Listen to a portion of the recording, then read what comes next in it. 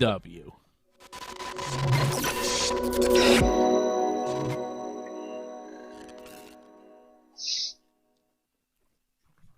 Yes, indeed. My man Johnny North is here with us. How are you, Johnny? Well, I was in a pretty good mood until the main event. I thought this was a very good show. Then the main event happened. And then all the good feelings went away. So, overall, a good show, but the main event just really put a sour feeling inside of me. Yeah, I like the main event. I don't know why you did not like the main event. I thought the main event was pretty good. We had the Dark Order, a great team, some great wrestlers in there, two great Canadian wrestlers, Evil Uno and Stu Grayson. I know you like those guys. You got Johnny Hungy, guy who's on fire in AEW. Colt Cabana, legend of professional wrestling. What a team. So against Kenny Omega, the Young Bucks, and Adam Cole. Like, what was the problem there, John? I thought the match was fantastic. A lot of shenanigans going on, a ref bump, costumes, low blows, some jetpacks or whatever they had there. I'm not a Ghostbusters fan. I don't know what all that stuff is. I don't know what the technical term for that stuff was, but it was Ghostbusters-themed Elite tonight. They came out dressed as Ghostbusters. I've never seen a Ghostbusters, so you're going to have to take the lead on this, Johnny, and explain to me who all those guys were. The marshmallow guy. I don't know what that guy's name is. I think Stay Puft Marshmallow Man. It was one of the nightmares that it was just a thing that came up with in the actual movie. Like, it's not an actual thing. All right. Well, I thought it was pretty good. I liked it. I liked the main event. There's a lot of shenanigans going on. See, I got a new Matt Hardy. You see this, Johnny? Look at that. Oh, Matt Hardy, AEW. I saw there's a new series out. I think Miro, now has a toy. I have the Miro. Okay. I have a Miro. There's a Britt Baker out. I got the Britt Baker, too. You want to see? Where's the Britt Baker? I got boxes and boxes of this stuff out here. Let's see. I was going to say rooms, no? Yeah. What do we have here? We got the new Kenny Omega. Look at that. There's a new Kenny. Series 4 Kenny Omega. What else do we have here? What else do we have in Dave's box of tricks? We got... on Amazon. This is not Amazon. You can't get this on Amazon. Britt Baker. Look at that. Britt Baker. DMD. Wow. Nice. Who's this over here? What do we got? We got old Jake Hager. Old Hagski. Old Jack Swagger. We got a lot of these things, John. They're everywhere. Well, now they're at the point where it's like, who doesn't have a toy in AEW? If you don't have a toy, you're clearly not a big deal. Santana Ortiz. I got them all. Part of the fun is just hunting them, going out in the stores and trying to find them. They're hard to find. So when you find them, you buy them. And then you just have them. And then I give them periodically to my son. And he's got a ridiculous collection. I think the Miro we opened up, he's playing with the Miro. He's got the Miro. So the Miro is nice. It's a nice Miro action figure. AEW makes a lot of nice action figures. Nice. I like their toys. WWE does too. Why are we talking about action figures? Evil Uno, Stu Grayson, Colt Cabana, and Johnny Hungy get the win over the Young Bucks, Adam Cole, and Kenneth Omega. I thought it was good. I thought it was fun. You know, there was a lot of different interactions. Hangman Page winds up showing up at the end there. He was in like an inflatable Ghostbusters suit, and you thought it was Brandon Cutler the whole time. But then at the end, the Super Elite, they're all beaten up on the Dark Order. They low-blowed them. The ref had bumped. They were doing illegal maneuvers. They powerbombed Colt Cabana on those, what do they call them, jetpacks? What were those things? They call them proton packs. Proton packs. These hard, like, kind of backpack, these hard plastic backpacks that they were all wearing as part of their Ghostbusters costume. They piled them all up in the ring, and they powerbombed Colt Cabana on it, and he made quite a sound, both hitting it and then yelling out in pain. It's a pretty good sell job there by Colt Cabana. I mean, I don't know how much he was selling and how much it actually just, hurt. But that was cool. I thought that was a good little spot. It was something I'd never seen before. I've never seen proton packs used in pro wrestling. It's Halloween. I like Halloween. I got no problems with the holiday. So, yeah, I don't know. It was like a fun little match. What did you not like about it? Almost everything about it. Just always completely ridiculous. I'm not a fan of when it's too ridiculous. You can have some silliness in wrestling, but when it's 80% of the match is a joke, it's really hard to really get excited for anything. There was a moment where it's oh, there's some good wrestling when it came back from commercial, and it's this is all right, the comeback, but then it just got ridiculous again. So it's really hard to get invested in it whatsoever. I don't know. I'm invested. I'm invested in John Silver. I'm invested in the whole Budge thing. Do you know who Budge is? Sadly. You do. You're aware of Budge. You've seen the BTE stuff with Adam Cole and Silver and Reynolds? How are you aware of Budge? I watched Botchamania, and they kind of made fun of the fact that they were corpsing during doing that promo, so send for the man. That's how I was made aware. Oh, yeah. Okay. I haven't seen that Botchamania with the Budge. I thought that was funny. It's all about the boobs. John Silver. It's good stuff.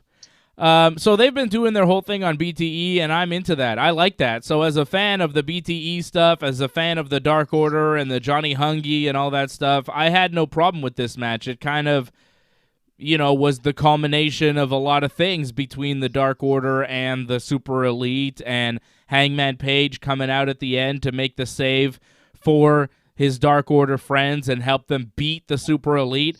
It's kind of a big deal. Those guys, the Bucks and Cole and Kenny, they don't lose very often, and it was a big win for those Dark Order guys, and Hangman helped them do it, and Hangman coming back and kind of reuniting with the Dark Order and standing tall there at the end, the crowd going absolutely crazy, chanting cowboy shit.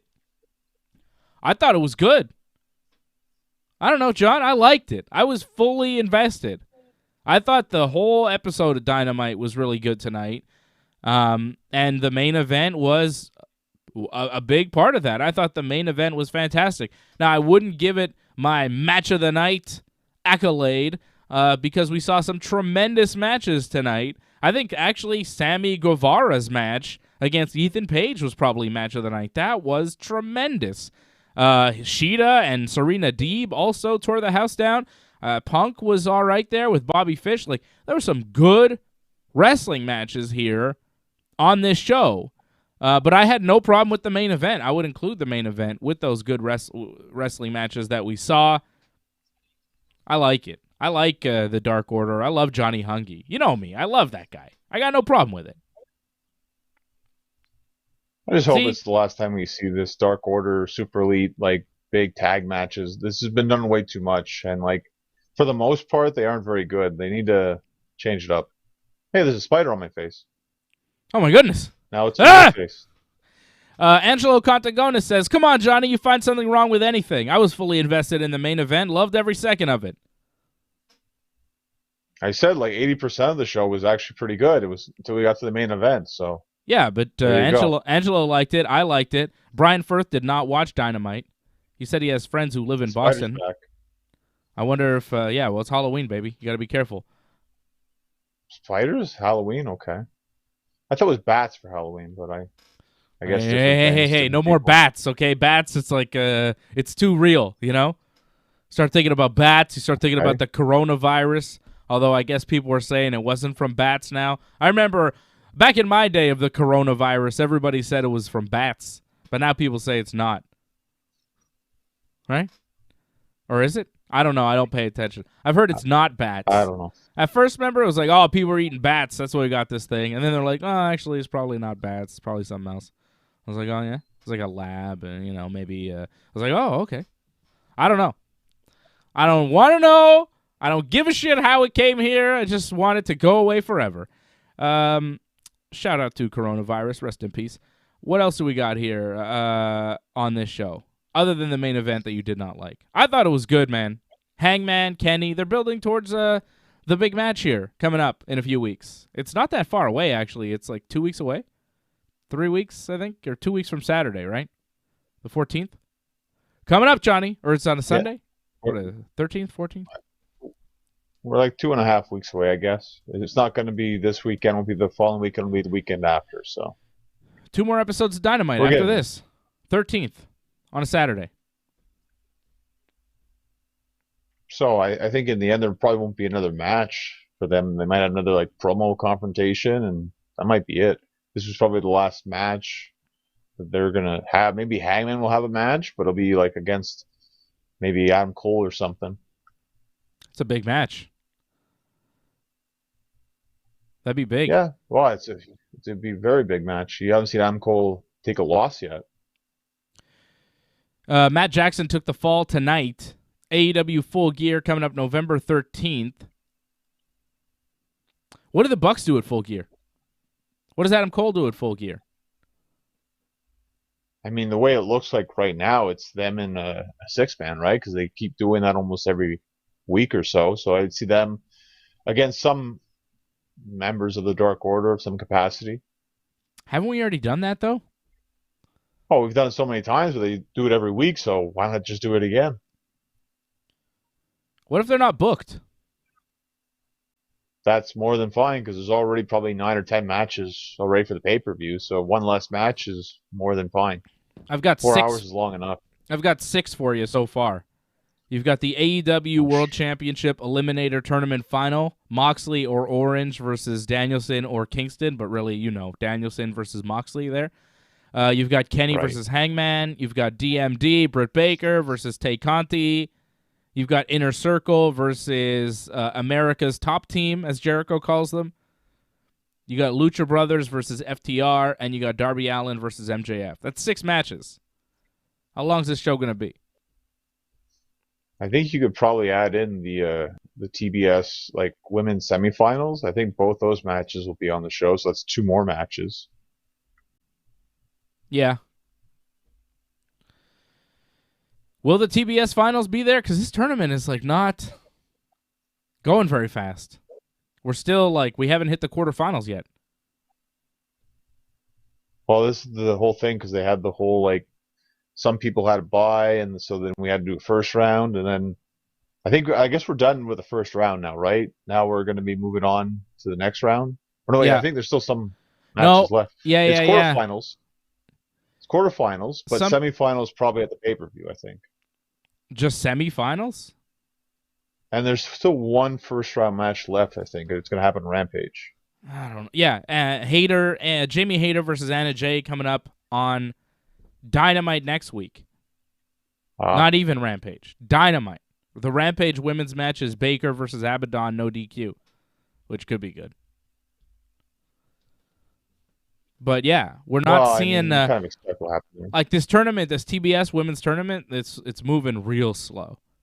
I don't know if we see the finals at the pay-per-view, but really that I say semis. But that's 2 matches. Yeah, I know, but too still, much. I mean, if you look at the potential of the matches, though, look at it though, because you have probably Thunder Rosa against Jade Cargill. That's pay-per-view quality right there. Yeah, or Dynamite too. Whatever. Jade's got to win. Go Jade. It's all about Jade.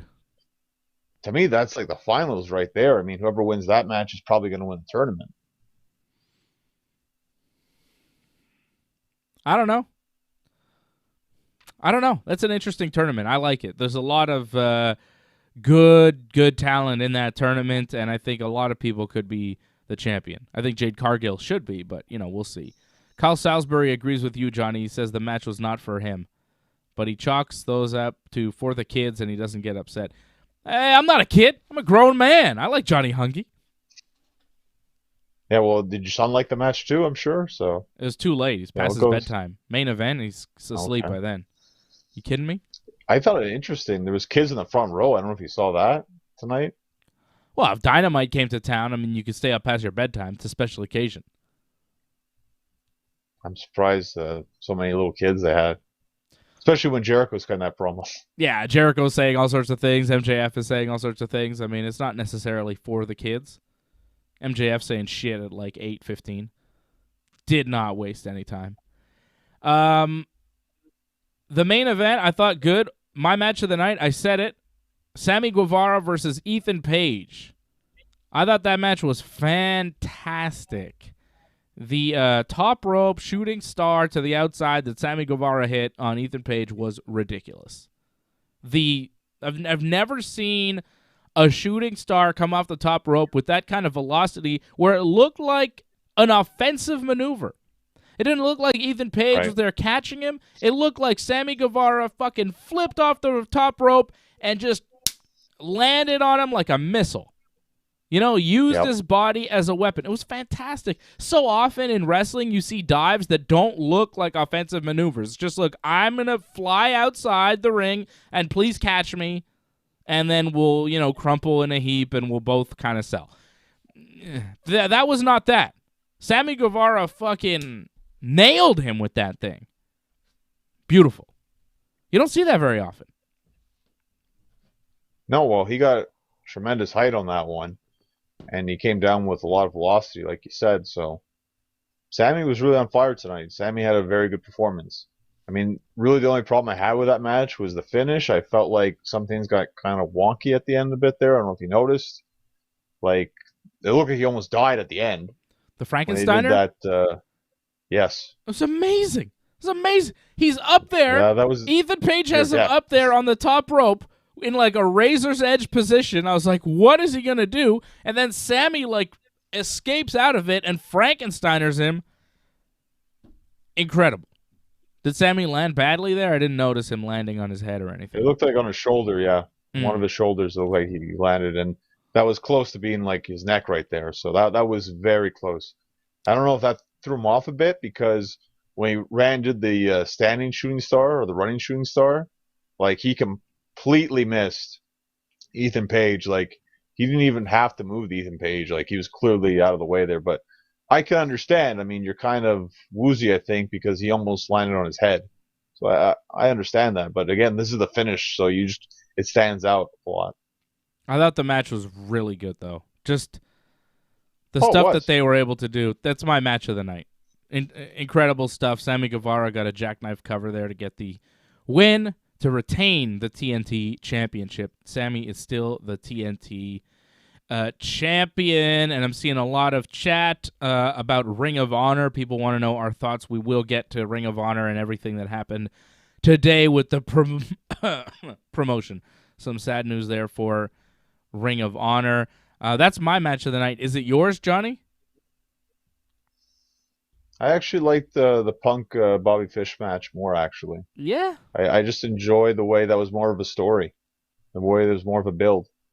Again, the finish could have been better, because I think that actually wasn't supposed to be the finish it was supposed to be. It was weird. But I actually kind of like that finish in a sense, because you don't see that too often, where it's like he hit the finish. It was hard to get there, but he got it. But it still just got it. I actually like that, even though you could tell by Punk's face, I don't think that was supposed to happen, but it works for me. Yeah, the go to sleep was a little weird, but I think maybe Punk was selling his leg during the match, so that's why it was a weird one. Right. You know? Well, I think it was just weird because you could tell on his face afterwards, it was like, really? That was 3? Wasn't too happy. Yeah, you really scared of spiders, huh? Yeah. It's amazing how many spiders there are, by the way, too. Oh, my God. You have to work on that. It's an infestation. Why do they keep coming? A little bit. Get the fuck out of here. It seems like it's I think it's on a loop, more than likely. Yeah, it's probably a loop. Are we out of the loop? I think we're out of the loop. Yeah, I guess we're done. Whew. Time out. All right. Can't wait for Thursday. I didn't love the Punk Bobby Fish match. It was okay. I don't know. Punk is good. But I still feel like I'm correct with what I said like a month or two ago before these guys started, like 2-3 months ago, that Bryan Danielson will make a bigger impact over time than CM Punk and AEW.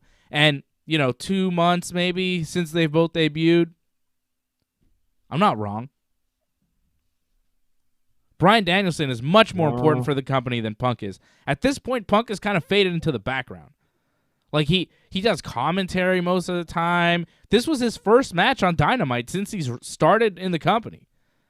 I saw Bryan Danielson work AEW Dark this week. Yeah, I watched AEW Dark. You know why I watched AEW Dark? Because Bryan Danielson was wrestling. He wrestled somebody. I forget. It was good, though. Aaron Solo. I watched a lot of wrestling this week, John. I'm sorry. I watched, Halloween Havoc. Sorry. I watched Halloween Havoc. It's hard to keep up with all the matches. NXT. That women's ladder match, the women's tag team ladder match, was ridiculous. You see Io Shirai's bump on there? On the ladder? Yeah. Oh. Yeah, I saw. Oh. Devastating. Tremendous match. Tremendous. Matches are dangerous. Yeah, that was really dangerous. That NXT Halloween Havoc was pretty good, actually. I liked it. You had the Steiner kid against Tommaso Ciampa in the main event. It was a good match. And all the titles changed hands, so you thought, oh, maybe these titles will change hands, but they, this title, the world title, but it didn't. Ciampa retained the title. But everything else changed hands, like Mandy Rose beat Raquel Gonzalez to become the new NXT Women's Champion. Mandy Rose. Pretty big for Mandy Rose, Tag team titles changed hands, too. The Walter guys, they won. I like how they cut. Yeah, I like how they cut promos. One guy talks German, the other guy talks Italian. They don't understand each other. They're just both speaking foreign, and they act like it's the same language. It's weird. But, yeah, that's my review of NXT Halloween Havoc. Did you see it? I liked it. No, I watched NWA. I was pretty tired after that, so. Wrestling has been good this week, Raw was good. That 4-way ladder match they did on Raw was sick with Kevin Owens and Seth Rollins and Rey Mysterio and somebody else that's good. I forget who. Who's the fourth man there? Seth, Rey, Kevin, and... Oh, you didn't see it, so you don't know, right? You watched the match, yeah. You have to tell me. It's too many wrestlers to keep track of. Seth, Rey, Kevin, and... God damn it. Wasn't AJ, was it? Finn. No, Finn. I doubt Finn it was Balor. AJ. Finn Balor. Oh, there's a pumpkin now. Uh-oh. With the skeleton hand. That's never a good sign. I don't know. We're getting all the Halloween graphics out of the way now before Halloween. We're just shoving them out there. Hey, we got these. You like them? Thursday's going to be fun. I'm supposed to dress up. I got nothing. AJ's going to have something. I mean, you got so much like WWE merch. I'm sure you have some sort of thing that looks like a costume, no? I guess. I could wear a Hulk Hogan bandana, brother. Go get a mustache or something. Yeah, CM Punk and Bobby Fish was all right. Like, I got no argument really for you in saying, well, that was my match of the night over the Sammy Guevara. Rank your matches then. Or give me a ranking. Because if I was ranking them, I'd honestly put Sammy number 1, Shida and Deeb number 2, Punk.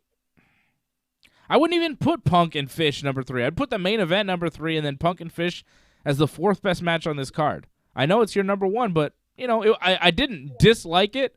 But as far as my preferences, it was not my favorite match on this show. Which I think speaks to how good this show was. More than anything, Yeah, it's just, we see it differently. I didn't mind Shida and Deeb. Like, I thought it was good. I just felt that the pacing was kind of weird, though. I felt like Shida had, like, a bunch of offense, and, like Deeb really didn't get to do that much. I mean, she worked the leg quite a bit, but that was about it. I felt like Shida had, like, the majority of the offense. It was kind of shocking that she won. Usually in those kind of matches, like, usually you dominate mostly, you lose. So, I don't know, like, it was all right, but, again, pacing seemed kind of weird. Yeah. I thought the match was good, but I saw better matches on this card. I thought their match a couple weeks ago was better than this one. Still liked it, though. Yeah, I think, it was, slightly. I think just because I think it was more of a surprise Serena won that one, because it seemed like they built it up for Shida to win that one, right? To get the big 50. And this one, it's like, well, if you look at the tournament brackets, it seems kind of obvious that Shida's going to win that match because Yeah. because Deeb and Nyla Rose wouldn't have made sense. Why not?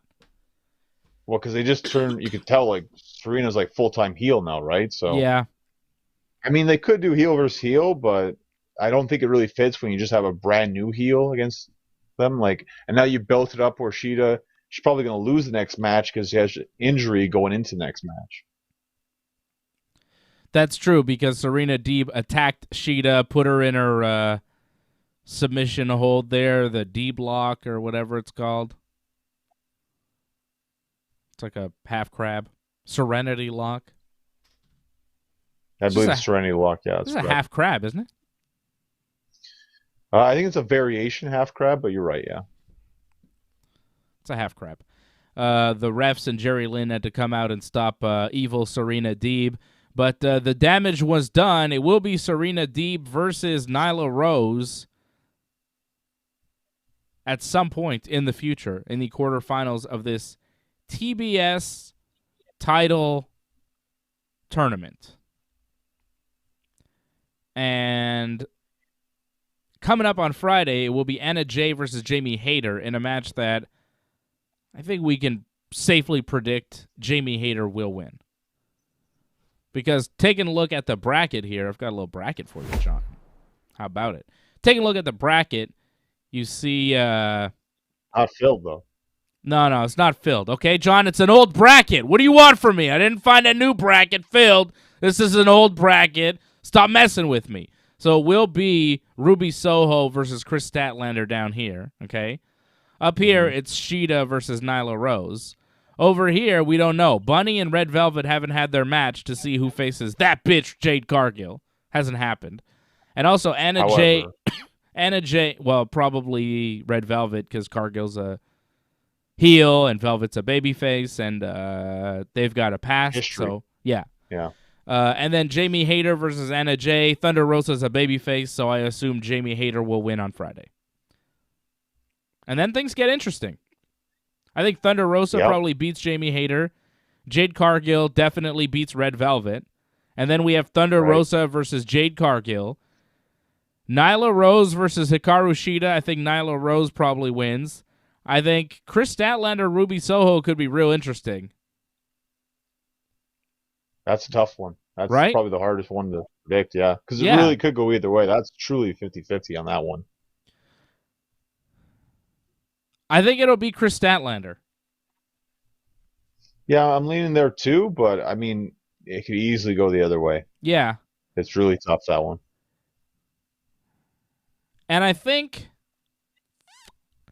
I don't know, man, like, that's where it gets real interesting. Like, this is a cool tournament because a lot of people could win. I could see Thunder Rosa being the first TBS champion. I could see Jade Cargill being the first TBS champion. I don't think Nyla Rose will be the first TBS champion because she was the first AEW Women's Champion. I don't think they're going to give... Was she the second? I thought she was the first. Who was this? Rio was the first.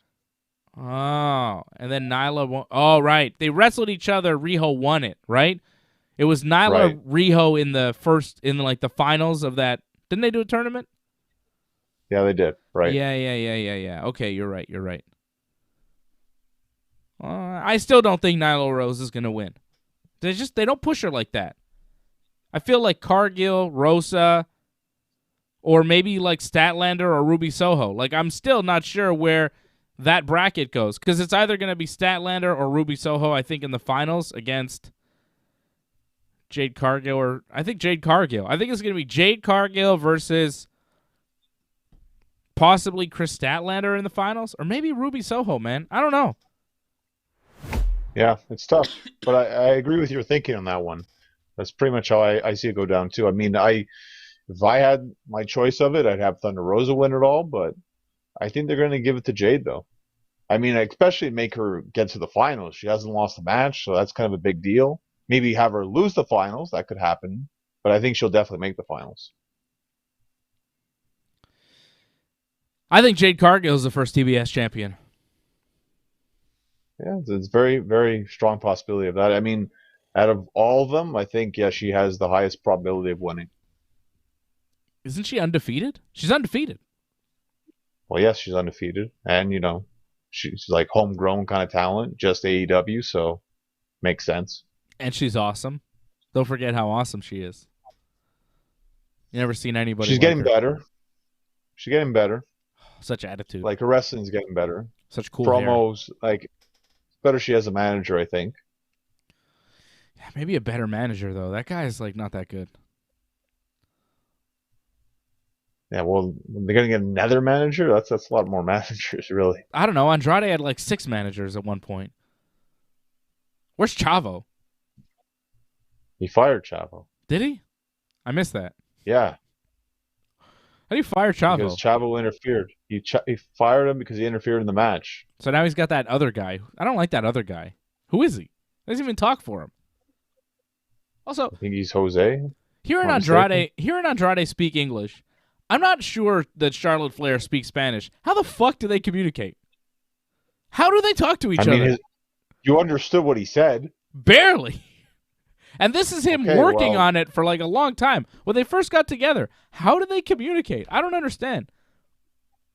I guess the language of love. You also understand that, like, we're talking to somebody and then trying to talk to a wrestling promo. I guess. Completely different.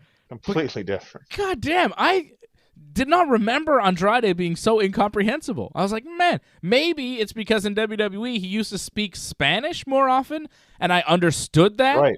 I think it's because I understood the Spanish, so I'm like, I don't remember not understanding what Andrade was saying, because I can pretty much understand Spanish. I can't really speak Spanish, like I kind of can, but it's real broken. But when I hear it, I can understand the gist of what people are saying. There may be a word or two, I'm like, what is that? But for the most part, I can kind of get Spanish. So I think that that's what was happening. I think in WWE, they just said, fuck it. Don't even speak English. Just do it in Spanish because it's not working. Zelina will talk for the most part, and then you could do a little Spanish talk. So I understood him in WWE because he said his little Spanish thing. He's like, And now he's in AEW, and they're like, no, speak English. And I'm like, what the fuck is he saying? I think that's what it was. I understood the Spanish Andrade. He should just speak Spanish. Most people understand Spanish, right? It's basically French, John. It's the same thing. It's like a mix. I think you have to understand the market there, and for the most part in the U.S., that would just come off across as booing, and they'd have to explain to the people watching what the heck he said. So I personally didn't have a problem with what he said in the promo. Like, to me, I understood it. Maybe it's not the best English, but I think it was pretty good for someone who doesn't have English as first language. Yeah. It's not bad. His English is better than my Spanish, all right? I'll give him that. I like Andrade. I thought he was fantastic. I really liked when he said, Cody, you've made 2 mistakes. One is that stupid tattoo on your neck. It got a huge pop. And second, you got in my business. I'm Andrade. I was like, yeah, that was good. That was good. Making fun of the neck tattoo. Always good. Cody Rhodes promo there I thought was good. Cody talking about how he hears the crowd, he hears the boos. And last week when he was wrestling Malachi Black, he hit him with the Tiger Driver 98. But when he had his arms hooked, he thought about hitting a very different move. And I was like, oh, shit. And you know what he's talking about. And if you don't know what he's talking about, I don't know. He was talking about the pedigree, okay? Right, John? You got that, right? The pedigree? Yes. He was referring to the pedigree. Because when he set up that move last week in the ring, it was like, shit, is he about to hit the pedigree? What's he doing?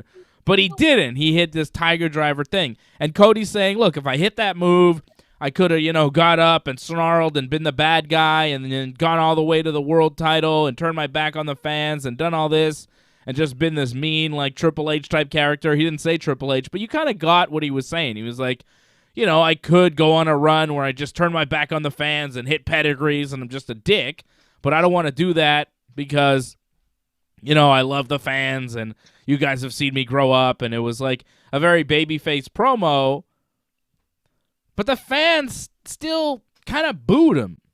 Like he was really trying to appeal to the fans. He's like, everybody's cheering the man who signs the checks, but you forget about the man who built the bank. You know, talking about himself as the EVP there of AEW. He's like, put yourself in my shoes, and then he throws his shoes that are probably very expensive out into the crowd. He says he grew up in front of the fans, and his wife is too hot for him, and his brother's better than him, and his dad is so much more impressive, and he's just a guy trying to make his way in the world. And the fans are just like, boo. Like, it didn't work. He said he's not going to take the easy way out. He's not going to turn. He's not going to turn heel. Wrestlers talking about turning heel now. It's a weird thing. You know, it's like, I'm not going to turn heel, guys. All right. Don't the fans the fans are booing you. I think you've already turned heel, but, you know, they're not going with it. And then Andrade comes out after Cody apologized to Arn. He's like, Arn, you were right. I know the fans think I've gone Hollywood, and I'm sorry. And then Andrade comes out, and he makes fun of Cody. And then the lights go out, and Malachi Black is in the ring. And then Malachi and Andrade start beating up on Cody, and Pac makes the save for Cody. So I assume we'll see a Pac and Cody versus Malachi Black and Andrade match at some point. However, pay-per-view? I don't know. I think you probably do that match on Rampage or Dynamite, and you do Cody versus Andrade one-on-one at the pay-per-view. Maybe Actually, that's next week. Oh, right. You're right. I guess you do the tag at the pay-per-view then, which is kind of like, what? Wasn't Pac with, like, Lucha guys? Yeah, but they're wrestling FTR at the pay-per-view. So they're busy, so he's just going to jump into Cody's story for no reason? I feel bad for Pac. Although he did wrestle Andrade on, he's got, like, a thing with Andrade going on, right? So it's all going to mix together. Mm-hmm. I mean, the match, I think, should be great. Cody, Andrade, Pac, Malachi Black. Very good. A lot of talent there. Cody versus Andrade is set for Dynamite next week. You are correct, John. I thought the promo was good from Cody, but I'm not sure it worked. Like, I was entertained. I liked the segment. I wasn't bored. I liked that Cody was trying. I liked what he was saying, but I think the fans still booed him, and the fans are still booing him. And it's something that I really don't get. It's one of these things that puzzles me about current professional wrestling is the hatred for Cody Rhodes. Like, I still don't get it. It's been explained to me, like, well, he's not really there all the time. Like, you've explained it to me, John, but I still, like, I don't feel any of those things towards Cody. I think, look, he was Wrestler of the Year in 2019. He's had some incredible matches. He's very talented. He's in the ring. He's on the mic. He can do it all as a professional wrestler. He's one of the leaders of this great wrestling company. If it wasn't for Cody Rhodes, I don't know if AEW would exist. So, you know, it was really Cody who did the first All-In show, right? I mean, that was really his motivation. It was really Cody pushing that forward to do that show, and that's really what started AEW. So, I don't know. I'm a little surprised that the fans that are so in love with this company are so out of love with Cody, who they seem to love very recently. I don't know when there was that break where they said, no, we hate you now, Cody. Has it been in this Malachi Black feud? Like, are you faulting the man for taking time off to take care of his newborn daughter? Like, I don't get it. I think there's a couple of things. Like, one, it's not so much taking time off for his family. It's more taking time off to do the side projects, to do the celebrity shows. I think that's the problem. And I think, I don't know, to me, kind of upsets me about Cody is that reality show, like exposing the business. That didn't really appreciate that too much. To me, that just really made me hate Cody quite a bit, to be honest. And now he wants to be real now with this. Like, which Cody are we seeing right now? Are we seeing the character Cody or actual Cody? Cody, the person, seems like a cool guy, but the way he's using the business for his own personal needs and to get his wife on television, I think a lot of people resent that. I don't know. I don't mind seeing Brandy on TV. I mean, she doesn't do that much. I'm very indifferent to it. I'm very indifferent to it. She comes out to the ring. She's wearing those little outfits. She's got her nice gear on. She looks good. What's the problem? I got no problem seeing Brandy as Cody's manager. I think that's a great role for her. It works. She's his wife. She's involved with wrestling. She knows how to do it. She looks good. What's the problem? I got no problem with Brandy Rhodes. Like, I haven't seen that Cody Rhodes reality show, so maybe it's so bad that it would turn me against Cody, but I mean, he's doing the reality show thing. He's doing his other show there with Snoop Dogg or whatever. Yeah, he's doing his little Hollywood thing with the Turner Networks and trying to, push that. But, that's what Brandy likes to do. Brandy is very into that stuff, and, Cody realizes that it's good for the wrestling company if people outside of wrestling see him. He's kind of being a brand ambassador for AEW. I don't know any other wrestler that's faulted for leaving the wrestling business to do a Hollywood project. Are people shitting on Sasha Banks because she goes and does the Mandalorian fucking show? I don't understand. I mean, wrestlers have been taking time off to go and do Hollywood projects for a long time, and they come back and nobody's booing The Rock out of the building when he comes back to wrestling. Last I checked, The Rock was one of the most beloved figures in the world today. And he gets huge pops every time he steps into the wrestling world. Nobody says, "Oh, Rock, you left wrestling. You're a sellout. We don't like you anymore, Rock." Doesn't really happen. Well, you're forgetting the 2003 Rock gimmick, the Hollywood Rock gimmick. And that was the whole premise of the whole Cena versus Rock thing, that The Rock sold out to Hollywood. He's only here via satellite. That was Cena's whole thing. That was a story. And that was a wrestling gimmick. That.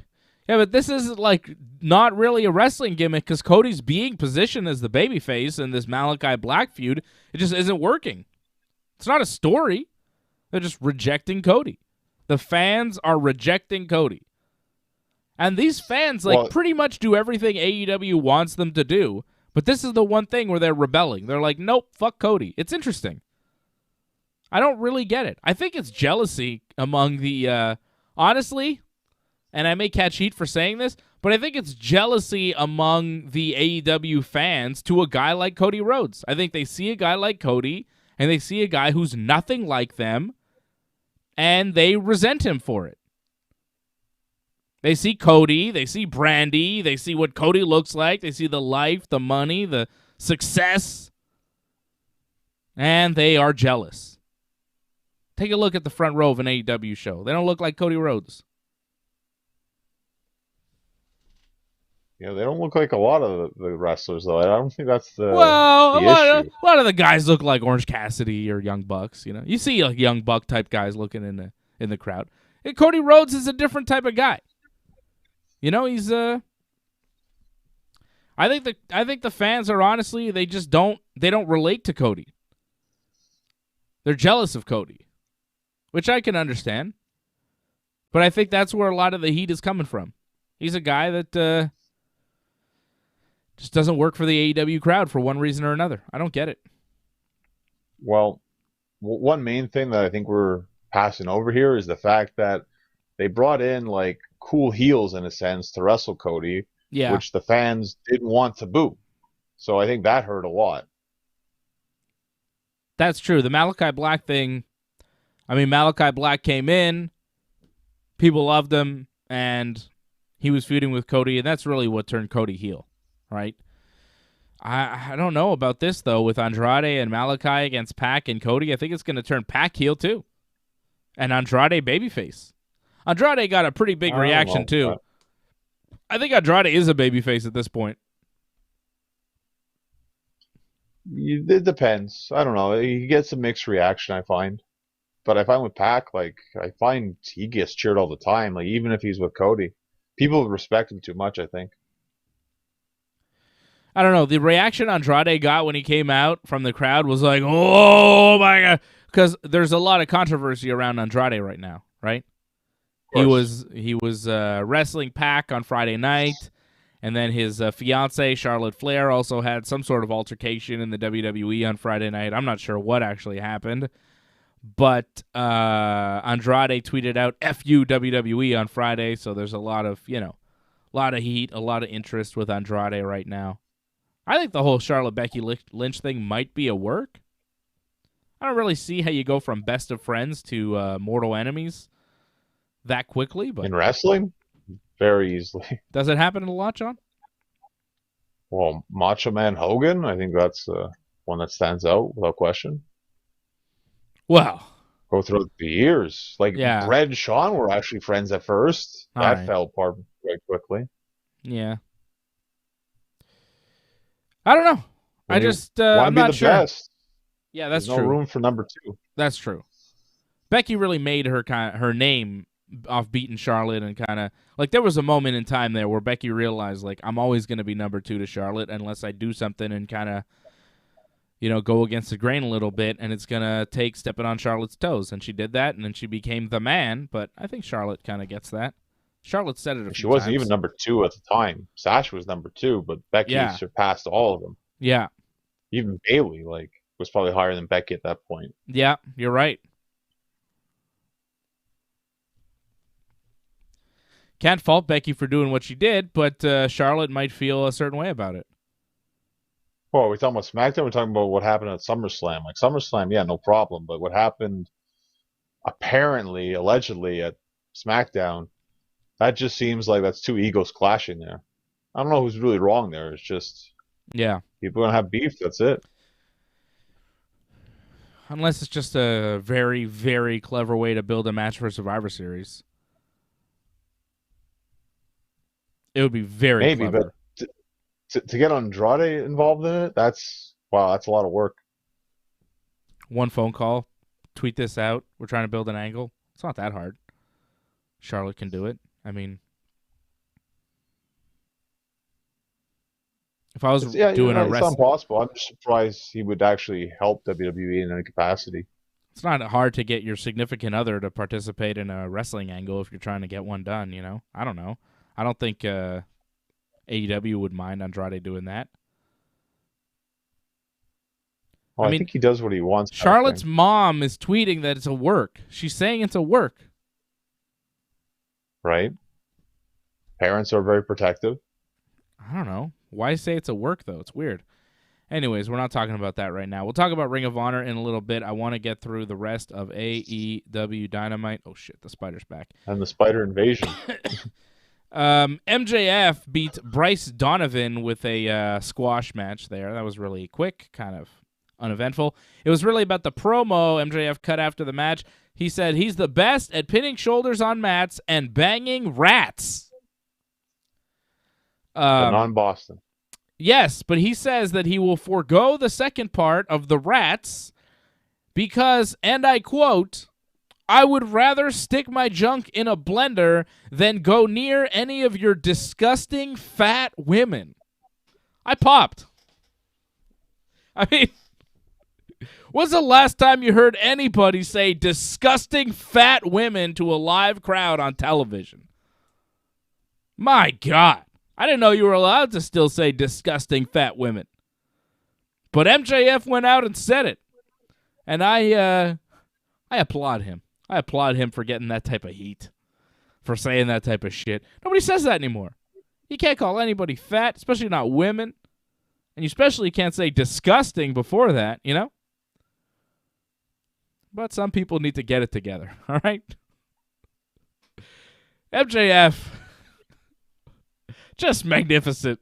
Magnificent promo work again tonight. The man is fearless. He does not care about getting heat. He does not care about being hated.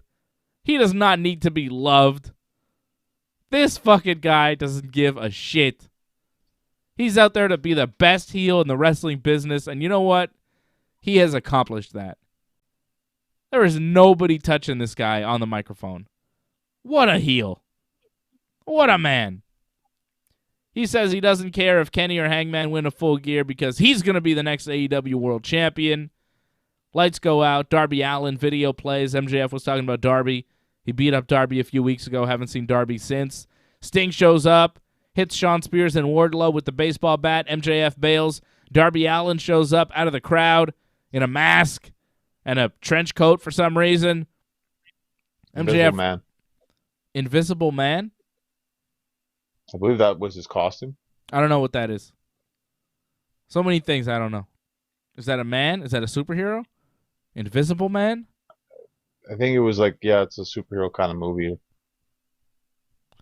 Anyways, he showed up. MJF didn't get attacked again, though. MJF never takes any beating. Like, his goons always take the beating. He always escapes, you know? It's good because they save it. They save it. You know? Like, right. You want him to get his comeuppance, you got to see the fucking pay-per-view. Buy the pay-per-view if you want to see MJF get beat up, you know? You don't get to see it for free. Darby had a thumbtack skateboard for some reason. He hit Wardlow on the back with it. And then Darby challenged MJF to a match at Full Gear, which will definitely happen. Great stuff. I love MJF. Yeah, it's good. Great to have Sting involved as well. Should be a good match at the pay-per-view. I don't think Sting's going to do anything, unfortunately. I guess he'll just be in the corner, but it's always good to get involved. I thought he got a great pop when they played the music. Glad that he actually showed up. Yeah. Yeah, the first time they played the Sting music and it was just MJF messing with the people. Huge pop. But then he did show up and hit the baseball bat thing. MJF is just ruthless, you know? I love the ruthlessness about him. I love that he says things on TV and you're just, like, shocked. And, you know, it's a different climate. You know what I mean? Like, I heard MJF say disgusting fat women, and I was like, my God, I can't believe he said that.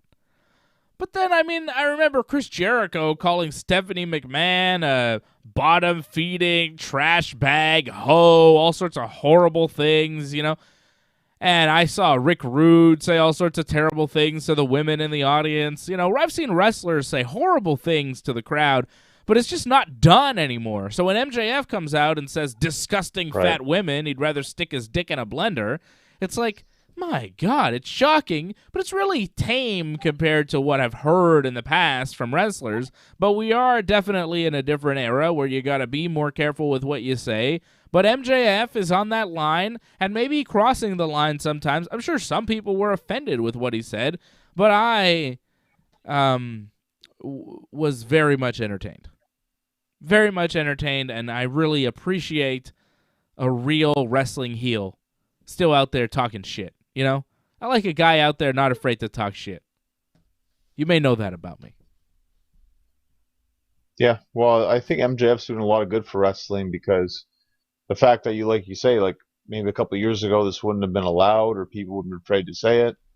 The fact that he's been given the platform and he's been allowed to say the things that he's been able to say, it kind of maybe opens it up more for others to finally say things again in wrestling, be heels in wrestling, not be afraid to say things, just to be a heel again. I hope so, but it doesn't seem to have had that effect. Is anybody else a real heel in professional wrestling these days? Is anybody else talking that real shit other than MJF and maybe Charlotte Flair? Like, Charlotte Flair's a fucking heel. She's a badass. But the thing is, you need people to actually deliver the verbiage, right? Like MJF can do it, and maybe Dan Lambert can do it, but is there anyone else really that's a heel in AEW? Not so much. A couple of faces there, definitely, but for the heels, there's not a lot of strong talkers. MJF is the strongest talking heel in professional wrestling today. Chris Jericho, big baby face. He came out after the Sammy Guevara match to help Sammy Guevara. He was being attacked by Scorpio Sky. All of the Inner Circle came out to make the save for Sammy. And Jericho announces that because Sammy has won this match, there will now be a 10-man tag at Full Gear. It will be all of the Inner Circle versus Scorpio, Ethan Page, and 3 other members of America's Top Team. It's American Top Team. That's the name of the thing, but, you know, whatever. And it will be a Minneapolis street fight, so just a whole big melee to look forward to, brought to you by Chris Jericho and AEW. Could be a mess. Who from America's Top Team would you like to see join Scorpio and Paige? Well, I think JDS is obviously number one. Junior Dos Santos, Cigano. Okay, yeah. I mean, I'm thinking Jorge just because of the name value, but Ooh, can he do it under UFC contract? He's got a fight coming up with Leon Edwards in January. when does that happen? I think. Oh, January. He's got time. It's a tag match. Could be December. It's pretty much a brawl, right? So December 11th. I don't know, man. Might be a little rough. That's tight. Yeah, that's tight, man. January you could do. December 11th. That's less than a month after Full Gear. Full Gear is November 13th. You're telling me they're going to get Masvidal to wrestle a month before? Maybe a run-in. I don't think so, baby. Thank you, Harold, dropping a super chat. A run-in would be all right. I guess that's all you could pretty much wish for on that one. Yeah, so you get Junior Dos Santos. You still need two other guys. Or maybe you get Paige Van Zandt. She wants to wrestle. You could tell. She wants in. But yeah, I don't see how do that. No. They're not going to get Masvidal a month before his fight with Leon Edwards. That fight, he will lose. Leon Edwards will for sure beat up Jorge Masvidal. For sure. What about Andre? Like, does he have a fight coming up? Or? The Giant? Yeah. Andre the Giant? No, Arlovsky. He's dead, John. Oh. Arlovsky's not dead. Andre Arlovsky. Andre the Giant is dead. He's been dead for years. I don't know if you knew that. But I thought you meant Arlovsky's a giant. No. I guess he is, but no, because when you say Andre to me in a wrestling context, I'm like, Andre the Giant? Who the fuck are you talking about? I thought you knew these guys. You talked to them. You've done interviews with these guys. Yeah, you know them on a first-name basis. I know about Andre Arlovsky, but I forgot he was on AEW. He hasn't been there for a while. And to me, like, he doesn't really move the needle. I don't give a shit. Isn't Kayla Harrison? He's a decent name, though. You know his name. A lot of people know him because he still fights in the UFC. Yeah, which is crazy. I think he won his last fight, too. I guess it could be Arlovsky. Masvidal would be cool, but it doesn't look like that's happening. Kayla Harrison, who was there, she says she's done with pro wrestling. She didn't like it. She's going to fight tonight. Yeah, but she also she's fighting. Like, oh, she'd come back. She said, oh, she'd come back if she felt like it or whatever. Like, she kind of backtracked that a bit, too. Saying that if the money was good or something like that. So, but I mean, she's undefeated, right? So, why leave a good thing? She's fighting tonight. She's fighting Taylor Guardado in the PFL Women's Lightweight Tournament Finals. There's $1 million on the line in that fight. They're doing all their $1 million fights tonight. A couple guys won $1 million already for the PFL. Movid Kaibulaev and won the featherweight tournament, and then Bruno Capoloza won the heavyweight tournament. Clarissa Shields, great boxer, lost her second pro MMA fight tonight by split decision over at the PFL. That's rough. Yeah. And Ray Cooper III is fighting Magomed Karimov, I believe right now. I'm actually going to pop this on my TV in front of me so I can watch this thing because I need to see this fight. Big fight here in the PFL.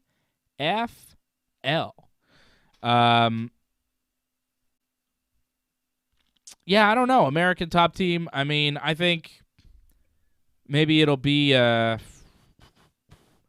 American Top Team has a lot of people, you know? It could be like Robbie Lawler. Maybe they bring him in, you know? That'd be a lot of fun. That'd be cool, yeah. right? I mean, he wrestles too, so yeah, it could work. Does he wrestle? Pro wrestle? I thought you meant wrestling. I didn't mean pro wrestling. No, but he's a wrestler, and he just fought Nick Diaz, so I think that'd be good, right? Robbie Lawler, somebody like that for American Top Team. I'm just trying to think of the fighters that they have on their roster. Got a lot of top fighters there, the American Top Team. So, I don't know. Junior Dos Santos probably, and like a couple others. Maybe that Austin Vanderford guy. But like when I say Austin Vanderford, you have no idea who that is. He was there one time, was he not? Yeah, but do you know who he is? No, I just know he was that weird guy that was there one time. But I didn't Yeah. know who it was. He's got like all the tattoos all over his body, on his neck and stuff. He's like neck tattoo, all tattooed up. He's there with the American Top Team sometimes. He's actually married to Paige Van Zandt. That's his claim to fame. They might just pick him. Like, they'll just say, well, let's take the husband. But he's got like a like, legit MMA career. Like, he's going to fight Gegard Mousasi for the Bellator middleweight title at some point. So he's got like a big fight coming up. So I don't know if like he wants to actually wrestle a match. It might be tough to find 3 other guys to fill out this team, is what I'm saying. Of the people that have shown up, not that many of them are like actual... Like, they're not really in a spot to wrestle. Yeah, like Junior Dos Santos, like, he's pretty inactive. He's not really fighting. But, like, Austin Vanderford is fighting. Paige Van Zandt, I threw her out because she's always there, and she's not really fighting. But Vanderford has, like, a legit MMA career. He's fighting for a title at some point soon. Jorge Masvidal, like we said, is fighting Leon Edwards in December, so that kind of rules him out for the pay-per-view. I don't know. Well, maybe they enlist Bobby Fish. They should just have Bobby Fish on their team. He fits that gimmick more than Scorpio Sky or Ethan Page. He's got an MMA gimmick. He should just be on their team. You're not wrong, but that's not the stipulation. And Inner Circle is going to be picking these guys as well, right? So, yeah, that's the whole stipulation of the match. Because Sammy won tonight, they get to pick who the 3 guys are going to be. So that's going to be kind of weird. Like, why would they pick these people exactly, you know? Yeah. Well, that's really weird. I don't know. I guess then they wanted MMA people too, right? So it's got to be Junior Dos Santos and 2 other people.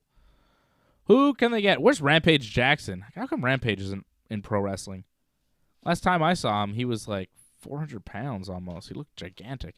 Bryan Danielson and Eddie Kingston did a backstage little promo. Kingston says he takes Zoloft every day to deal with his depression that can turn to anger and then can turn to Eddie Kingston doing really bad things. So don't mess with me, Bryan Danielson.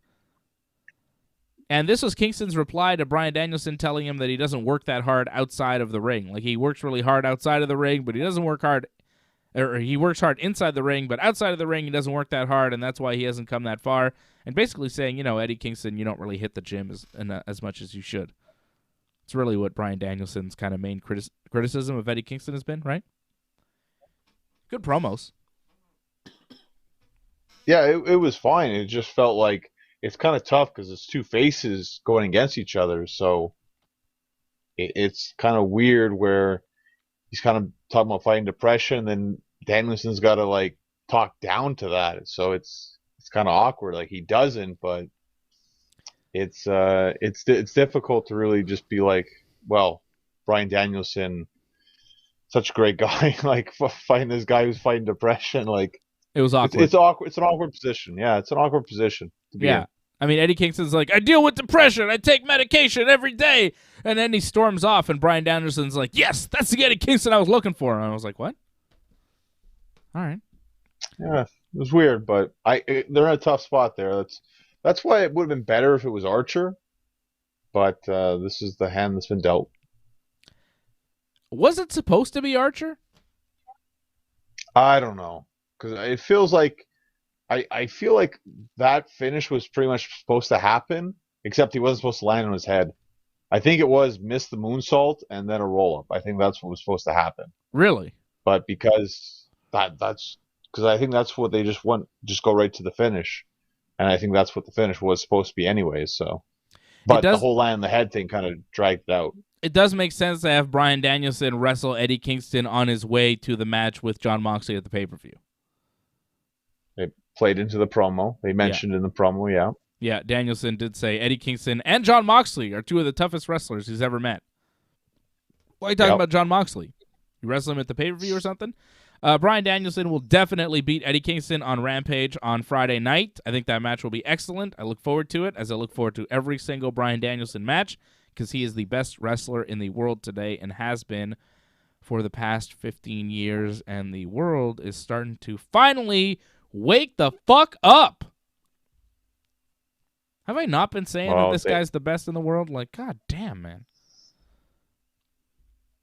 You're saying they're waking up now? I mean, how many WrestleManias? Like, if they weren't awake after WrestleMania 30, like, I don't know if you're ever going to wake up. Yeah, but, there was a kind of... People were down on Daniel Bryan for a while. Even the whole, That was a long time ago. Yeah, I don't know. That people should have never been down on him. I don't understand why anyone has ever doubted Daniel Bryan or Bryan Danielson ever in the history of his wrestling career. As far as I'm concerned, he's always been the best wrestler in the world. As long as he wasn't retired, as long as he was an active competitor, he's been the number one talent in the world his entire career.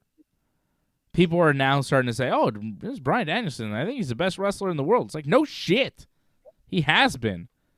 And I've been saying it for how fucking long, John? I remember talking about CM Punk when he was on top. He was calling himself best in the world. And I was like, yeah, Punk is the best in the world. Except for that Daniel Bryan guy. That guy's actually the best. I've been saying it forever. It's a theme. You've been saying it a while. But again, like, if people haven't caught on by WrestleMania 30, I don't know if you're ever really going to catch on, because that was really the peak of his run, I think, in wrestling. I've been saying it for like a decade now. It's been like 10 years, at least, of me just hammering home the point. This guy is the best wrestler in the world. The best. Well, we'll see what happens at the pay-per-view, because that might be his first loss. He's wrestling Moxley. That's a tough one. That's definitely his toughest match, without question. Better not be. Better not be. He doesn't lose. Beats everybody, takes the title from Hangman or Kenny, whoever. It doesn't matter. Well, his tag record is kind of not great so far. That's his partner's fault. It's not his fault. I think Bryan Danielson wins this whole tournament, and I think Kenny Omega wins against Hangman at the pay-per-view, and I think Bryan Danielson quickly takes the title off Kenny Omega and is your next AEW World Champion. That's what I would do. All right, but I really think Hangman is going to win at Full Gear. I don't think he should. But wait and see. Delay it. We've waited long enough. The fact that we thought it was going to happen at All Out, Full Gear, I think it's time. I don't think we've waited long enough. I think if we wait longer, it'll be even more memorable when it finally does happen. It'll be a bigger deal. You got to end the year with a new champion, I think. Yeah, and that champion's name will be Bryan Danielson. I guess we'll wait and see what happens. There will be a new champion. I guess we can agree on that. That's as much as we can agree on. I don't know if it'll. I don't think it'll be at Full Gear. I mean, they may do it. Fine. I'm not saying, hey, I have inside information. Tony Khan told me that it's not happening, but I'm just saying if I were doing it, I would have Hangman lose to Kenny again. And I've been saying this from the start. I think Hangman should lose to Kenny again, and Kenny should be that guy that Hangman just can't beat. Bryan Danielson should be champion. Hangman should work his way up to facing Bryan Danielson, and Hangman should beat him. And then Kenny should promptly beat Hangman and take the title right back, leaving Hangman sad and alone once again. People like Lonely Cowboy, because if Hangman's just the champion, he's on top, and he's just beating everybody, he loses his appeal. People like the sad cowboy, the underdog cowboy. If he's champion cowboy, people are like, all right, they're going to turn on him like they turn on Cody. If you're too successful in AEW, if you have too much good shit and the things are too good for you, fans turn on you. Not wrong, but I feel like we've had enough lows that he needs to finally win the big one. I feel like if he doesn't win it here, it's hard for people to get invested in him again. He's had so many fails now at this point. I disagree with that. I think if you can't love Hangman when he's down, you don't deserve Hangman.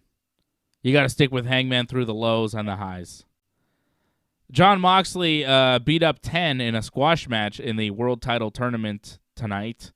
Hit his DDT thing to pin him. It was like a squash match. It was very quick.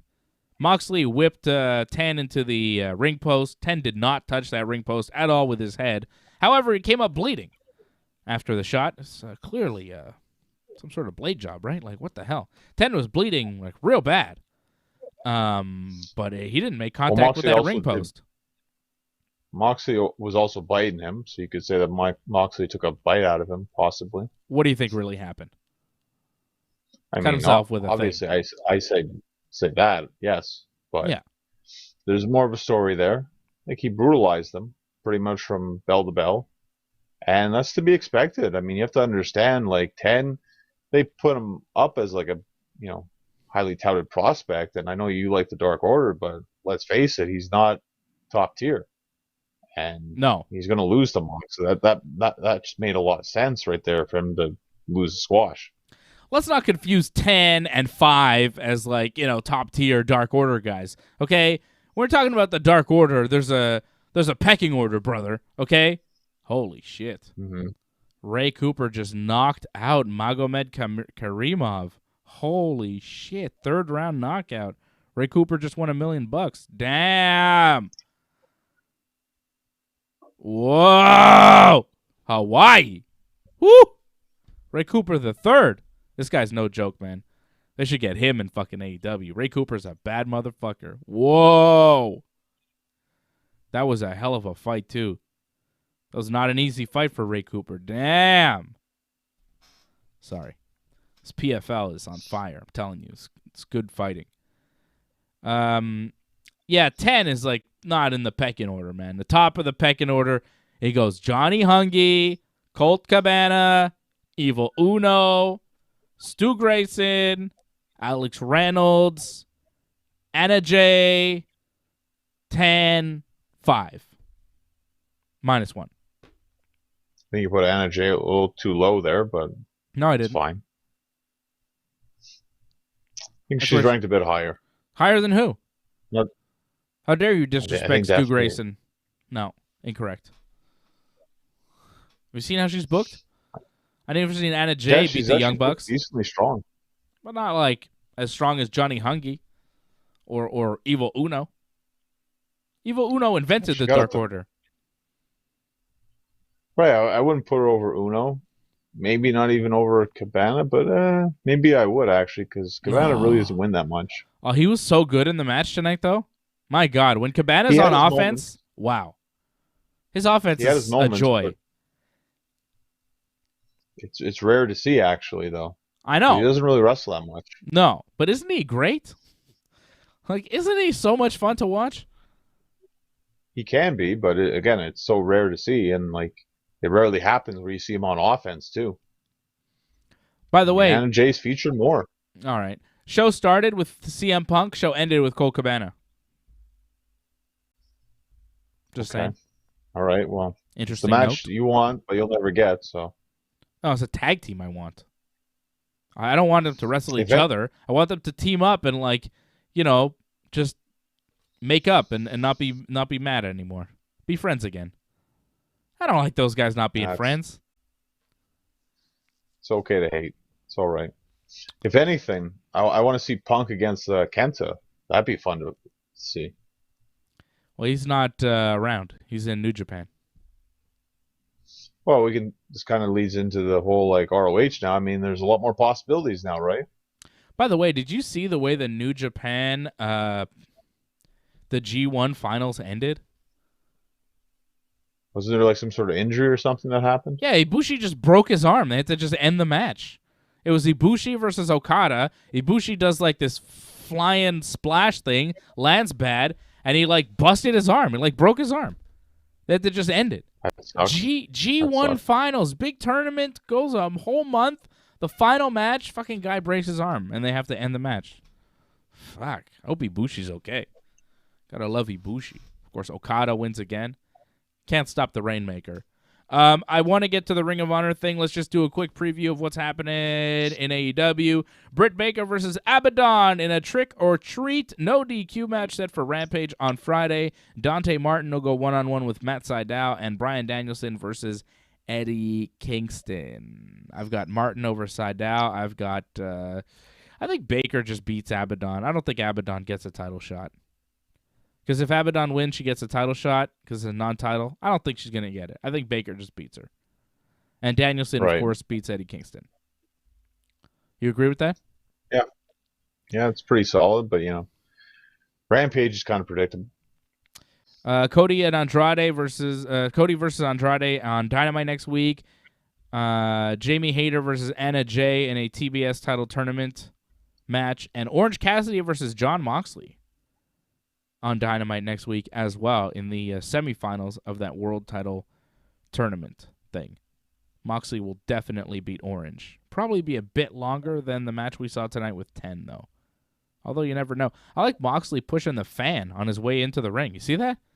Fan was in his way. He was trying to move the barricade and just pushed him. Didn't give him much time to get out of the way either. He's just like, fuck you, man. What the fuck? It's crazy. A fan say something to him? What's going on there? You're in the way. You're going to get pushed.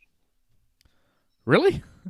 He's standing. He's in his seat. Like, that's where he bought a ticket. In the way. Yeah, well, he's making his entrance, so you're in the way. I like how hairy Jon Moxley's got over the past few months.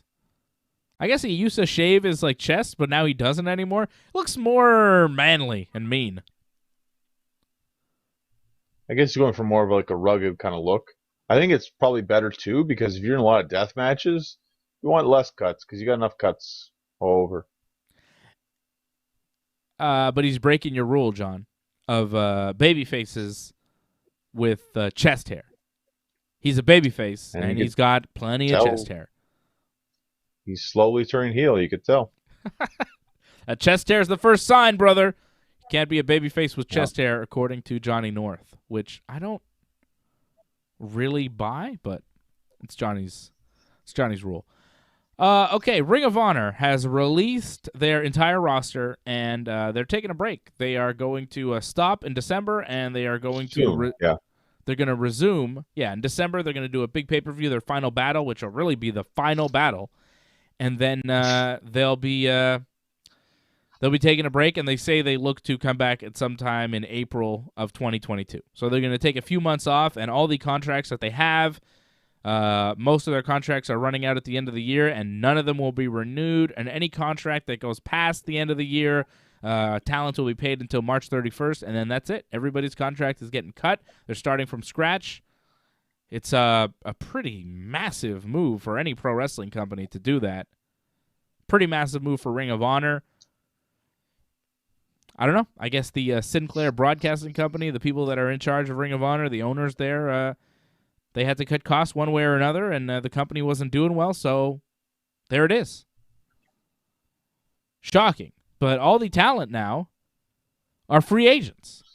Everybody in Ring of Honor can go and sign and work wherever they want. Like, they still have to work their Ring of Honor dates that they're contracted to the end of the year, but they could also go and explore free agency right now and turn up in AEW. I thought, somebody might show up in AEW today, but I guess a little too soon, but maybe next week, we'll start seeing people trickle in.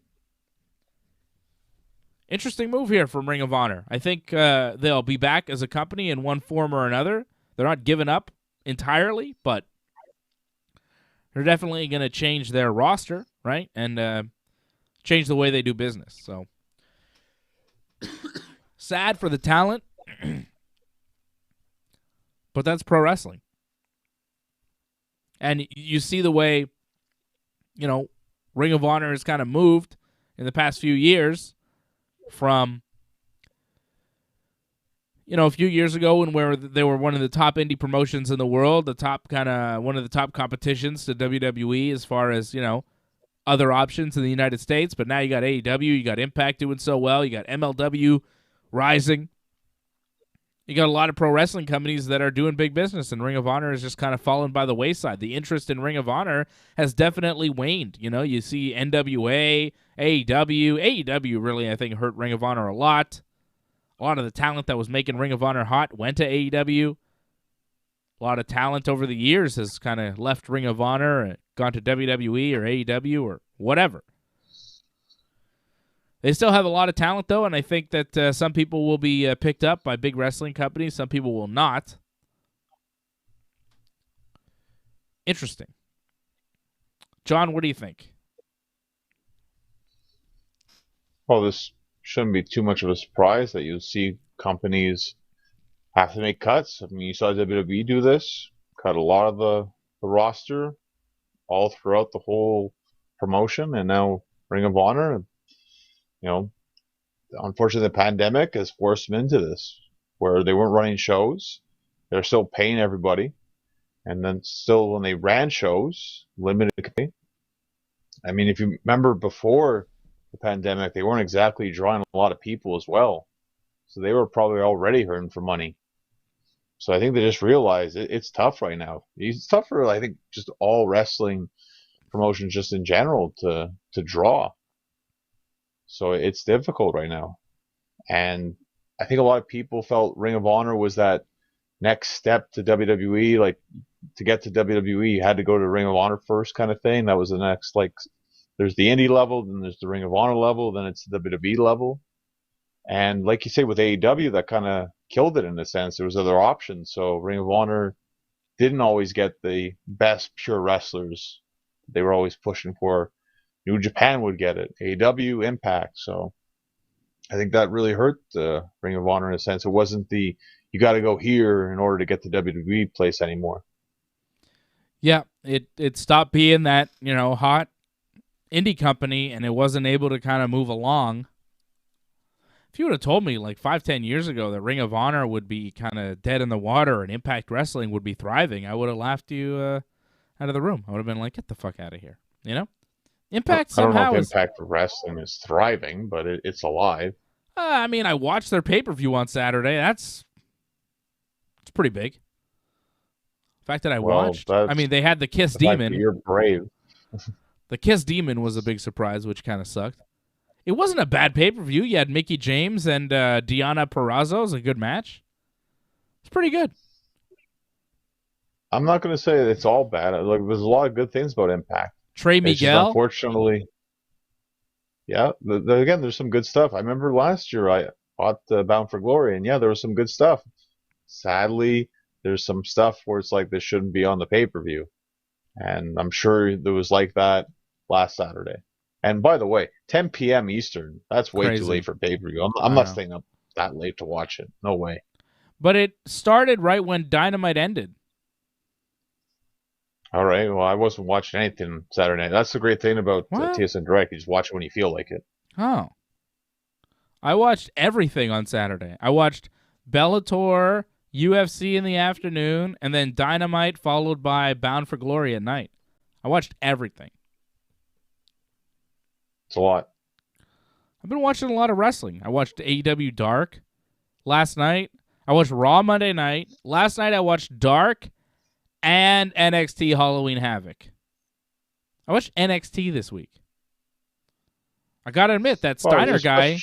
Yeah, it was a special show. They had a lot of title matches. That Steiner guy in the main event kept me there. I skipped through one of the matches because I just didn't give a shit. But, the rest of it was fine. Oh, that's good. NXT, it's a new, promotion in a sense. It's a new, style for WWE. So it's good to give it a shot. I haven't given it a shot yet, but maybe I'll give it a shot again in the future. I don't hate it. I mean, some of the things I do hate, like those guys that were looking for Dexter Lumis and Johnny Gargano in some sort of haunted house. I hated that. All of that I hated. But, some of it I liked. So, yeah, there were things that I liked, the things that I really did not like. Like Mandy Rose. Who doesn't like Mandy Rose? Fine. It was fine. But that's kind of the thing, with Ring of Honor and their struggles. I mean, you look at all these different wrestling options. You got AEW and WWE, and those are always going to be the big ones, WWE was the big one, and then AEW kind of came in, and now they're a big one too, and I mean, that just takes a lot of wrestling interest away from a company like Ring of Honor. When you've got two big wrestling companies doing a lot of big shows and big things, there's going to be fewer people going to Ring of Honor. And you got Impact Wrestling and MLW and NWA and NXT and all sorts of little offshoots here and there that you could pay attention to. New Japan, like, Ring of Honor's not that interesting. And really, people right now are struggling to figure out who the big free agents are for Ring of Honor. And that's a bad sign for your wrestling company. When wrestling fans are saying, well, who would we even want to see on one of these shows that we actually watch from Ring of Honor? You know, it's like, well, I watch WWE. Is there anybody from Ring of Honor that's worth seeing? I watch AEW. Is there anybody from Ring of Honor that I want to see? And that's a bad sign when people that are fans of wrestling cannot name 2 or 3 or 1 even star from a company. Like, a company's got to have somebody that they can offer. And Ring of Honor, you know, people don't really know who they have because they're so not on the radar of wrestling fans. I can tell you that I think Jonathan Gresham and the Beer City Bruiser would be really fun additions to any wrestling company. Dalton Castle would be a really fun addition, I think, to NXT or Impact Wrestling. I think he'd fit in really well there. Maybe even, I don't know about AEW, but I think NXT, Impact, really, I see Dalton Castle as like I think he could be a big player in Impact. He's still in Ring of Honor, right? I haven't watched the show in a while. I believe so. But, like, you know, there's talent in Ring of Honor, right? Those 3 guys would be at the top of my list. I would be tripping over myself to sign Jonathan Gresham if I were a pro wrestling company. If I were AEW or WWE or really anybody looking for wrestling talent, I would sign Jonathan Gresham immediately. He is one of the best technical wrestlers in the world today. I mean, Bryan Danielson must be telling Tony Khan to call Jonathan Gresham. I know Bryan Danielson is a big fan of Jonathan Gresham's, and holy shit, a match between those two would be ridiculous. So, as far as I'm concerned, Jonathan Gresham is the number 1 draft pick you want to get from Ring of Honor. Anybody else you could think of, John? You agree with the... Oh, Bandito, too, and Roosh, yes. Thank you, Acme Tunes, throwing in some good ones. Bandito and Roosh as well. That's 5 talented guys. Dalton Castle, Bandito, Roosh. I thought Roosh was coming to AEW at one point with Andrade. There was a lot of rumors. Maybe they'll finally show up now. But those guys are great. Bandito and Roosh are very good. Like I said, Beer City Bruiser, I think, is a real talented guy. Fun to watch. And Jonathan Gresham, of course. Dalton Castle.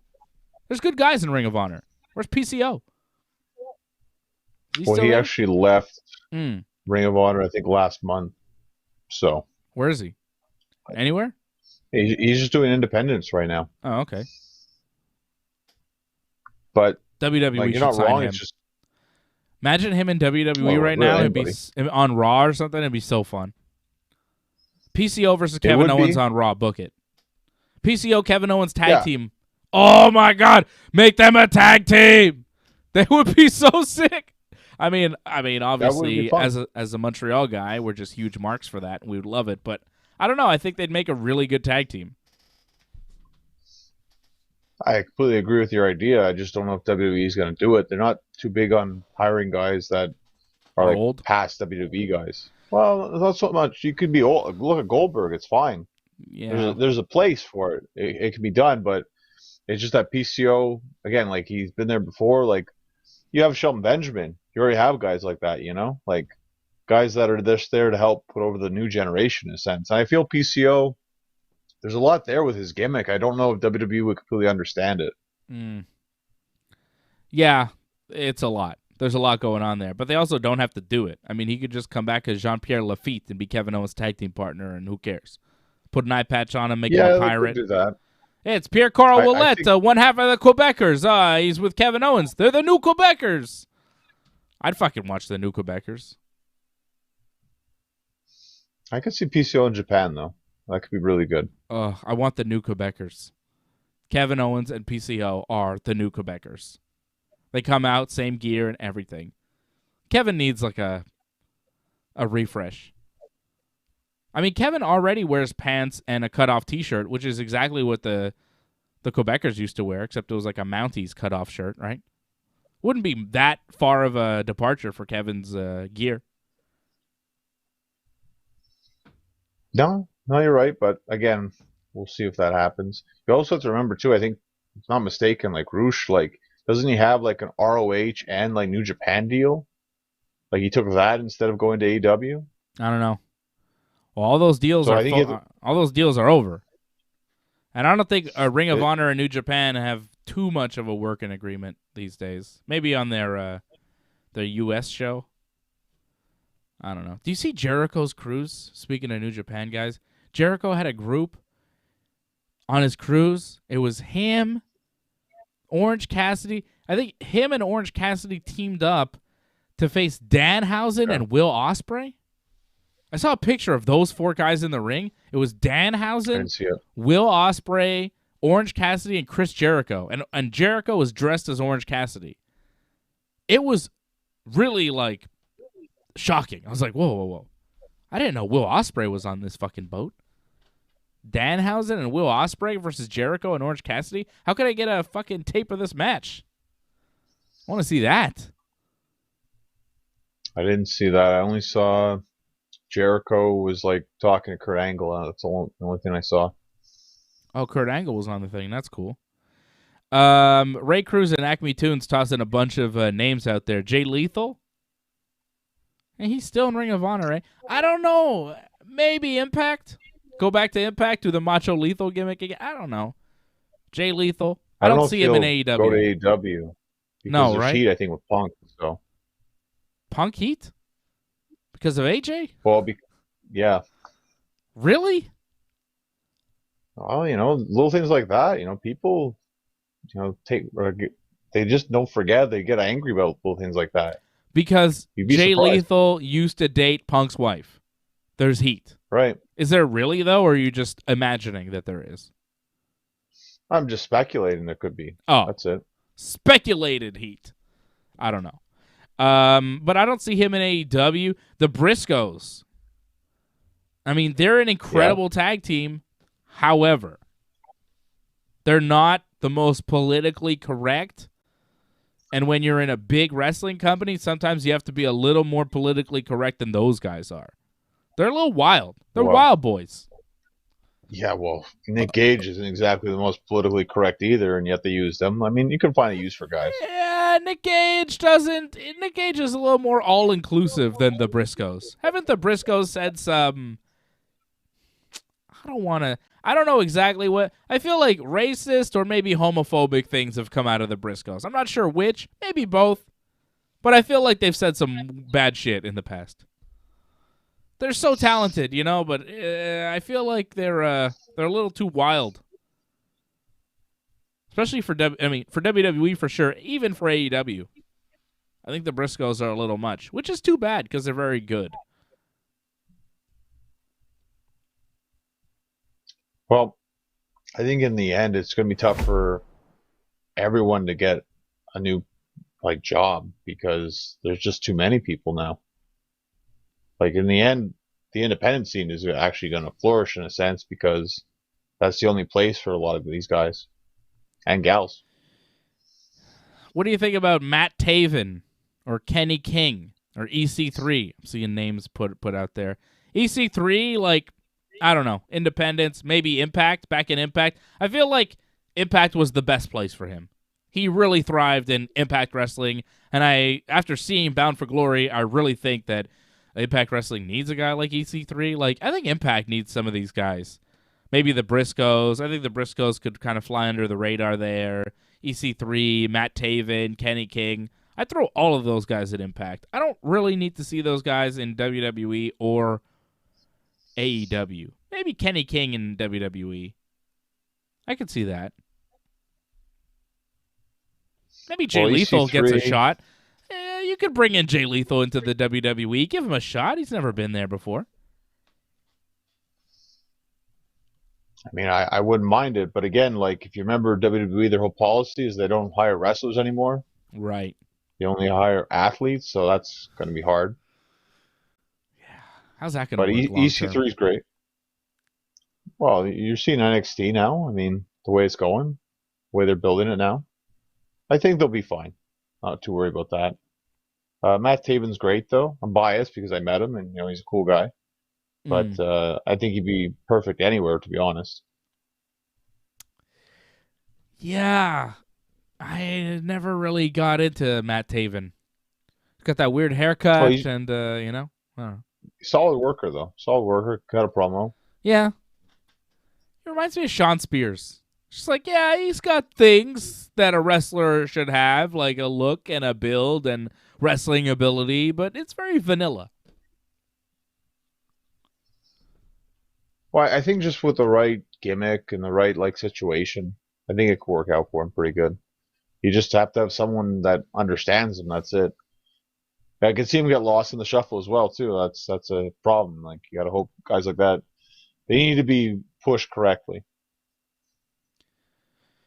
Is Danhausen like a Ring of Honor talent? Is he now a free agent? Can they get Danhausen? Because that guy is like very popular. He's got a huge, huge following. WWE would not do that, but AEW, I feel like, is a perfect home for a guy like Danhausen. That or Impact. You could see something like that because Impact's very gimmick heavy as well. Yeah, but Danhausen, I don't know. He's on fire. Like, he's one of the most over guys in pro wrestling. You keep hearing about Danhausen, and I'm surprised no big wrestling companies kind of scooped him up. Right? Like his name is big right now. People are talking about Danhausen nonstop. Well, he was under contract, right? So that's probably why no one was trying to scoop him up because he was signed to something. So, I mean, maybe AEW will look at him now, but you also got to look in the sense that AEW, how many guys can they take? Because there's always take guys, it seems. Like you see Tony Nese is in the crowd, and obviously he's going to be wrestling soon. Yeah. So it just feels like they keep getting new guys almost every week. Like how many more guys can they take? Yeah. I don't know. I'm seeing a lot of names. Ray Cruz tossing out some names like Brody King, Flip Gordon. Yeah. Talented guys in Ring of Honor. It's not a bad roster, Flip would make sense in AEW. It's not a bad roster. I thought Flip was going to be in AEW when they first started. He used to be on BTE all the time, Flip Gordon. Book Flip. That was the whole thing with Cody. Flip should come to AEW. Wasn't there controversy with Flip, though? I don't know. Ring of Honor had a lot of guys that got into some trouble, but I don't know. I don't know about Flip. Bring Flip into AEW. I think Flip would make a lot of sense in that company. Maybe as a backup to Hangman. Well, it's going to be interesting to see what happens next couple of weeks. If you see guys just suddenly appear. I don't know if you saw, like, Bray Wyatt said, like, 2 days, so I guess he's going to be a free agent as well soon. So I think you might see a lot of new faces on wrestling shows coming up soon. It's a fun time for pro wrestling, man. Very exciting. A lot of stuff going on. AEW is doing good TV. WWE is doing better TV. Sucks about Ring of Honor and all their guys that lost work. I know MLW fired some people as well, but I think it'll just make the wrestling business more lively for the fans, and I think that a lot of these people will find work in pro wrestling and do well. So I'm not too worried, but it is definitely a big move. Seems like the end, or at least a new beginning for Ring of Honor here. And that's about it, Johnny. That's about it. I want to give a shout-out to some of the members in the chat. I saw Rob Cluse. Shout out to Rob Cluse. He is a member. Angelo Contagones is a member. Harold Schneider is a member as well. Thank you, Rob. Thank you, Angelo. Thank you, Harold, for checking in with us tonight. I saw Brian Firth in as well. Shout out to you guys for supporting the Ringside Report Network. Harold Schneider, you are the Super Chat leader of the night. Didn't take much, but hey, that's your spot. You get it. Watching Kayla Harrison right now beat the shit out of her opponent. She's got her back. It's the first round. She's got 2.5 minutes. Kayla Harrison well on her way to beating Guardado and winning another one of these PFL tournaments. Kayla Harrison is going to win $1 million in under 5 minutes. Pretty impressive. She's awesome. She's not going to be back in AEW, but she is goddamn impressive. A gold medalist in 2 Olympic Games in judo for the U.S., 2012 and 2016. Double gold medalist, 11-0 in MMA. Has won the 2019 PFL lightweight tournament. and is about to win the 2021 PFL Lightweight Tournament. Good for Kayla Harrison. She is a superstar of combat sports. Big fan. I was hyped when I saw her on AEW. She's, like, incredible. It's unfortunate that there's no real women's lightweight division in MMA. Like, the highest weight class in the UFC for women is 145 pounds. This is 155 pounds. UFC doesn't even offer this weight division. But Kayla Harrison is the queen of it, no doubt. No, back in the guard. She hasn't finished this fight yet. There's a minute left in the round. All right, I'm going to go watch that, John. Thanks, everybody, for checking in. Don't forget to like this video, subscribe to the channel, do all the things. I will be talking mixed martial arts tomorrow night at 8 p.m. with Freddie and AJ. We'll be previewing UFC 267. UFC 267 goes down this Saturday afternoon in Abu Dhabi. Glover Teixeira versus Jan Blachowicz. We'll be previewing UFC 267 tomorrow, and we'll be watching along with you on Saturday afternoon. Freddie and AJ and myself for a special Saturday afternoon UFC pay-per-view watch-along. Angelo jumping in at the end. Thank you, Angelo, for supporting the channel once again. You are once again the Super Chat leader. Super Chat. Easy to beat Harold tonight. Thank you, Angelo. You did it. He says, great show tonight, guys. See you tomorrow for MMA Talk. I will see you again tomorrow at 8 p.m. Eastern Time for the Ringside Report MMA show right here on the Ringside Report Network.